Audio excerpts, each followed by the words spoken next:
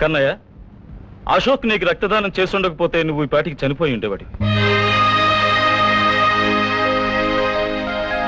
హాస్పిటల్లో నీ group blood లేదు. నువ్వు అతనికి అపకారం చేశావని తెలిసినా అతను నీకు ఉపకారం చేశాడు. అశోక్, నేను నిన్ను చంపడానికి వస్తే నువ్వు నాకు ప్రాణదానం చేశావా? మానవత్వం ఉన్న ఏ మనిషి అయినా చేసే పని నేను చేశాను. కాంపౌండర్, మనం ఎక్కడికి వెళ్తున్నాం? గజపతి గారిని లక్షాధికారి గారింటికండి. ఎందుకో? ఆయనకు వాంతులు అవుతుంటే మనం మంది ఇచ్చారు కదా. ఓ,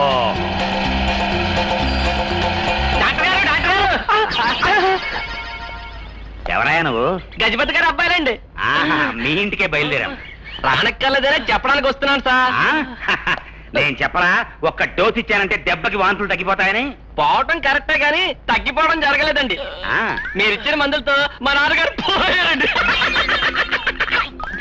నీ అమ్మ కడుపు మాడ, మెల్లిగా మాట్లాడవయ్యా. పోలీసులు విన్నారంటే నా మీద మర్డర్ కేసు పెడతారు. కేసు పెట్టడం ఏమిటి సార్, మీరు చేసిన ఉపకారానికి థ్యాంక్స్ చెప్పడానికి వస్తున్నాను సార్.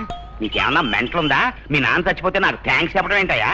అదే సార్, మా నాన్న ఒట్టి పిసినారి, ఒక్క రూపాయి కూడా ఇవ్వడు. ఇప్పుడు పోయాడు కదా, అస్తంతా నాదే సార్. నా కృతజ్ఞత మీకు ఎలా చెప్పాలో అర్థం కావట్లేదు సార్. దాందేముంది లేవయ్యా, నా ఫీజు నాకు ఇచ్చే సరిపోతుంది.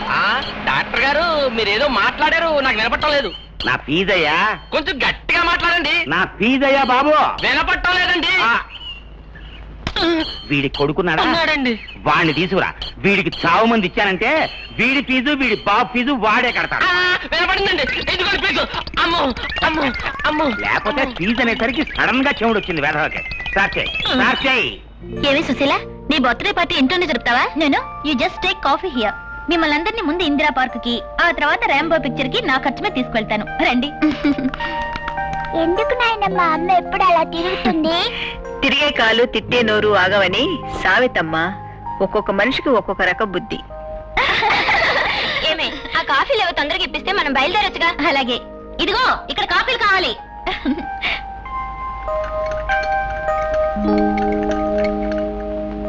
ఏవి, ఇంజనీర్ పెళ్ళానివి, ఇంట్లో ఎలాంటి పని మనిషి నా పెట్టుకునేది?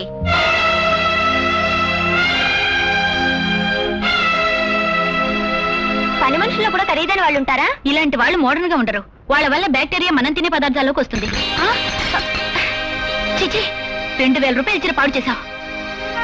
నిండు జీవితం మీద నువ్వు నింద వేస్తేనే నేను ఊరుకున్నానమ్మా. చీర మీద పడ్డ కాఫీ కడుక్కుంటే పోతుంది. ఏ, you old bugger, do you know who am I? I am collector's wife. Whether you are a collector's wife or peon's wife, I don't bother. I respect only characters, but not designations.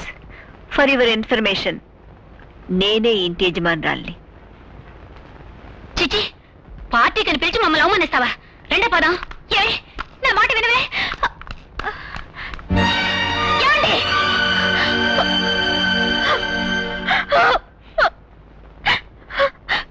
చూసారా మీ అమ్మ ఎంత పని చేసిందో? కావాలని నా స్నేహితురాలి మీద coffee వలకపోసి, నువ్వు collector పెళ్ళం అయితే నాకేమిటి, వాడి బంట్రోత్ పెళ్ళం అయితే నాకేమిటి అని అవమానించిందండి. ఆవిడ ఉద్దేశం చూస్తే నేను ఇంట్లో ఉండటం ఆవిడకి ఇష్టం లేదనుకుంటాను. ఆవిడకి బుద్ధి చెప్తారా, నన్ను ఈ రోజులు వెళ్ళిపోమంటారా? అమ్మా, నాకు ఇదే నచ్చలేదు. పెళ్ళం వచ్చాక ఏ మగాడికి తల్లి నచ్చదు నాయన. అది కాదు, కోడలన్న గౌరవం లేకుండా, దాని స్నేహితురాలన్న విలువ ఇవ్వకుండా ఇష్టం వచ్చినట్టు ప్రవర్తిస్తే నేను సహించను. నీకంత కష్టంగా ఉంటే చెప్పు. ఓల్డ్ పీపుల్స్ హోమ్ అని గవర్నమెంట్ ముసలి వాళ్ళ కోసం ఒక శరణాలయం కట్టించింది, అక్కడ చేర్పిస్తాను. ఏమిటమ్మా ఆలోచిస్తున్నావు? నేనేమైనా తప్పు మాట్లాడానా? తప్పు నీది కాదురా, నాది.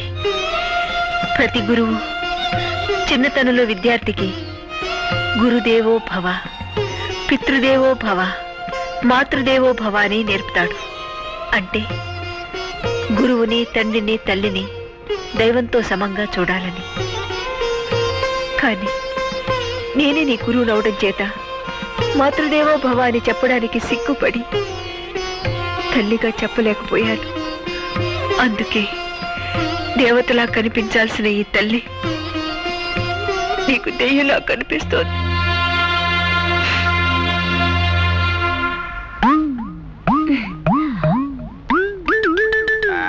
ఒకసారి నాలుగు తెరమ్మా. అలాగే ఉంచు నాలుక. 4 లోపల తీసుకో. కంగ్రాచులేషన్స్, నువ్వు గర్భవతివి. ఆవిడ మర్డర్ చేయబడిన తాతారావు గారి భార్య. ఆయన పోయిన ఇన్నాళ్ళకి కడుపు ఎలా వస్తుంది? ఓహో, రాకూడదు కదూ.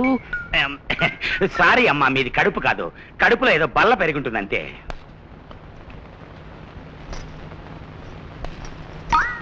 కాదు, కడుపేనే. మరింకే, కడుపే. మందులు రాసిస్తాను, జాగ్రత్తగా వాడుకోమ్మా. నువ్వు నేనండి, డీడీని. అంటే డిమాండ్ డ్రాఫ్టా? అబ్బే కాదండి, దొంగ కూడా దైవాధీనాన్ని. దైవాధీనం కదూ, జ్ఞాపకం వచ్చింది. ఏమిటి బాబు నీ రోగం? దొంగ కోళ్లు పట్టుకుంటుంటే మక్కిలు ఎరగదన్నారా? చిచి, అదేం కాదండి, నేను తారని పెళ్లి చేసుకోవాలనుకుంటున్నాను. దానికి నాకు చెప్పడం దేనికి? మెడ్రాస్ నిండా తారలే, చేసుకో. ఆ తారలు కాదండి, మీ చెల్లెలు తారని. ఓహో, మా చెల్లెలు తారనా? దానికి ఇష్టమేనా? ఇష్టమే. అయితే నాకు ఇష్టమేనయ్యా, చేసుకో. Thank you very much. శీఘ్రమే కళ్యాణ ప్రాప్తిరస్తు, సుపుత్ర ప్రాప్తిరస్తు. పిచ్చిదానా, ఆరుదాన్ని లొంగ తీసుకునే ప్రతి మగాడు నిన్ను పెళ్లి చేసుకుంటానని చెప్తాడు. నేను ఆ మాట నిజం చేయాలంటే కనీసం 100 మంది మెళ్ళలో తాళి కట్టాలి. మరి నా కడుపులో పెరుగుతున్న బిడ్డ కానీ కుప్పతొట్లో పారే. ఇంత మోసం చేస్తావా? నిన్ను చంపేస్తానురా. నిన్ను బ్రతకనివ్వను. నిన్ను చంపేస్తాను. నన్ను వదలండి, వదలండి. నిన్ను తప్పకుండా వదిలిపెట్టను. దీని వీధులు చూసేయండి. నన్నే మోసం చేస్తావా? వదలండి.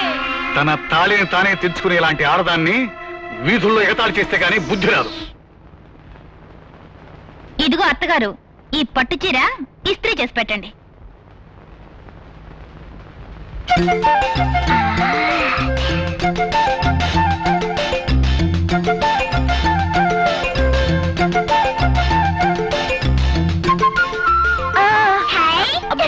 వెళ్ళిపోతుందమ్మా. నేను కళ్ళజోడు పెట్టుకుంటే ఎలా ఉన్నాను? తప్పమ్మా, అది మసక కళ్ళజోడు. ఎక్కువసేపు పెట్టుకుంటే కళ్ళు దెబ్బతింటాయి. ఇవ్వమ్మా. నేనివ్వను.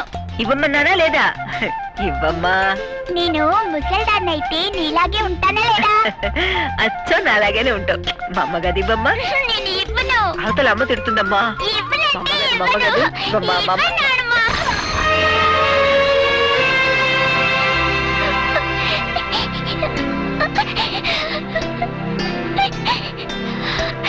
కళ్ళజోడు నేను విరక్కుంటానని చెప్తే అమ్మ నన్ను కొడుతుంది. చెప్పుకే.